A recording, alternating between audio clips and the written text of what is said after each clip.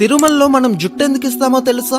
మొట్టమొదట వెంకటేశ్వర స్వామి ఒక చీమల పుట్టలో ఉండేటప్పుడు బ్రహ్మదేవుడు ఒక ఆవు రూపం దాల్చి రోజు ఆ చీమల పుట్ట దగ్గరికి వచ్చి పాలిచ్చేవాడు. అది గమనించిన ఆవుల కాపరి ఈ ఆవు మీదకి తన గొడ్డల్ని విసురుతాడు. అప్పుడు వెంకటేశ్వర స్వామి ఆ ఆవుకి అడ్డంగా నిలబడతాడు. దాంతో ఆ గొడ్డలి వెంకటేశ్వర స్వామి తలకి తగిలి రక్తం కారి దెబ్బ తగులుతుంది. కొన్నాళ్ళకి ఆ దెబ్బ అయితే తగ్గిపోతుంది, కానీ అక్కడ వెంట్రుకలు మాత్రం రావు. ఒకసారి వెంకటేశ్వరుడు కొండ మీద పడుకొని ఉండగా ఆకాశ మార్గంలో వెళ్తున్న నీలాదేవి అనే ఒక గంధర్వ కన్య వెంకటేశ్వరుని చూచి కిందకి వస్తుంది. తలకి తగిలిన దెబ్బని చూసి ఎంతో బాధతో తన తల నుంచి కొన్ని వెంట్రుకలను తెంపి వెంకటేశ్వరునికి ఇస్తుంది. అప్పుడు వెంకటేశ్వరుడు ఇలా చెప్తాడు, నా అందం కోసం నీ అందాన్ని పాడు చేసుకున్నావు కదా.